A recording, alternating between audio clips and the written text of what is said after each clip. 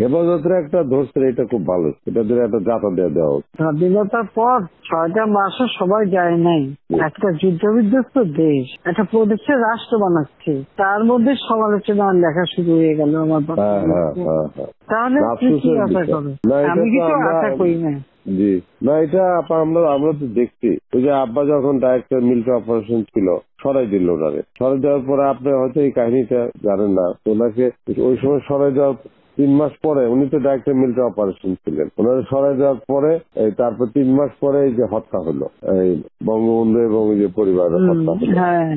আপনি এই কাহিনীটা জানেন কিনা? পরে আমাদেরকে নিয়ে এই ক্যান্টনমেন্ট থেকে আমাদেরকে তাড়াই দিল, তাড়াই দেওয়ার পর আব্বারে ধরে নিয়ে 1 বছর জেলে রাখলো। এই জিয়া রহমান ফাঁসি দিবে, ট্রায়াল করবে, এই অবস্থায় রাখলো 1 বছর। আর ওনারে আর্মিতে একটা লোক খালি ডিসমিস করছিল, এই সেনাবাহিনীর লোকরে, সেটা আব্বারে করছিল, আর কোন লোকরে ডিসমিস করে নাই। আব্বা ওয়াজ ডিসমিস মানে ফকির আর কি, রাস্তায় নামাই দিল, মানে কোনো পেনশন পাবে না, কোনো কিছু পাবে না, এত ক্ষোভ ছিল।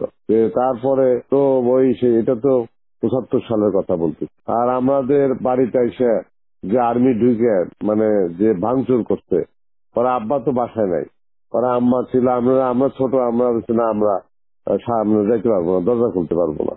পরে সেই আর্মির সব ওই যে যারা সিপাহী বিপ্লব করছে ঘরের ভিতরে এসে, আমরা ঘরের পিছনে পালিয়েছিলাম, আমি আর আমার বোন। আমার মা তখন পরে মা ওই সামনে দরজা খুলছে, কর্নেল মালিক কই? বলে কর্নেল মালিক তো নাই বাসা। মিথ্যা কথা বলতেছেন? বলে আইসা দেখো তাহলে। তারপরে তারা চলে গেছে। পরে আমরা ক্যান্টনমেন্ট থেকে পালিয়ে, পরে 1 বছর পালিয়ে থাকলাম, ওই বিভিন্ন জায়গায় আমরা পালিয়ে থাকলাম। ওইটা প্রথমত জেলে ঢুকায় রাখলো, তারপর থাকলাম পালিয়ে। এইরকম অনেক বার গেছে। তারপর আমাদের বাড়িতে এসে গুলি গালাজ করছে। ওই যে যেখানে খালেদা জিয়া থাকতো, আপনার যে বাড়িটা, ওই যে বাড়িটা ছিল, সেই বাড়িটা তো যে এখন আপনি এদেরকে দিচ্ছেন, ওই যে আর্মির সব যারা হত্যায়, হ্যাঁ, ওই বাড়ির উল্টা আমরা থাকতাম।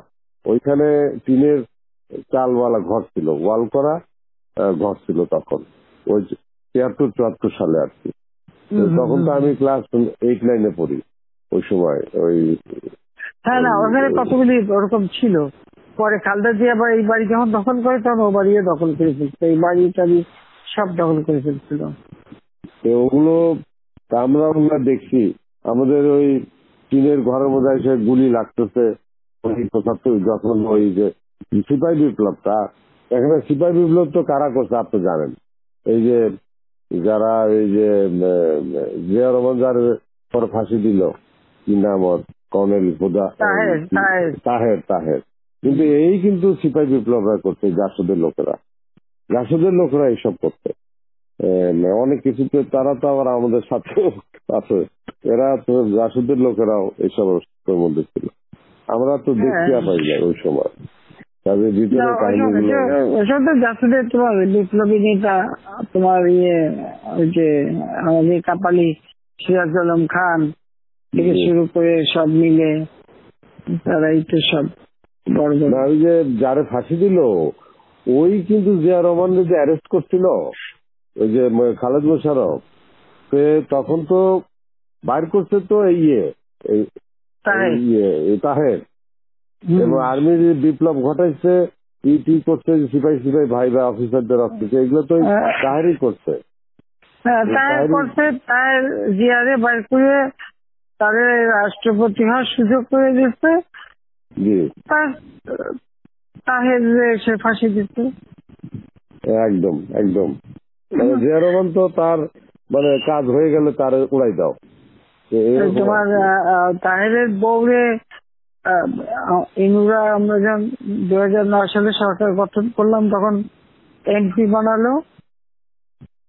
তা 2009 না 2014 এমপি বানিয়েছিল। তো আমার কাছে একদিন তাহের ডিসপিউট ছিল, তো আমার কাছে একদিন আসতে তাহেরকে একটা রাষ্ট্রীয় মর্যাদা সম্মান, আমি খালি আমি পার্লামেন্টে দাঁড়ায় সব নিয়ে এসে ধরে না কথা বলে, তো সে এসে আমার সাথে কথা বলছে।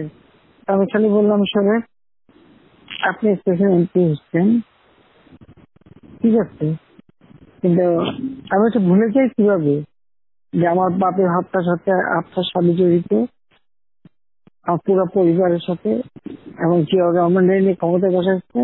হ্যাঁ, জিয়া তারে ফাঁসি দিতে, তাকে আমার হাত থেকে আমি বলছি, তাকে আমার হাত দিয়ে আমি কি করে সম্মান দিই? একেবারে চুপ হয়ে আসতে চলে গেল, আর কোনোদিন আমার সঙ্গে কথা বলতে আসেনি।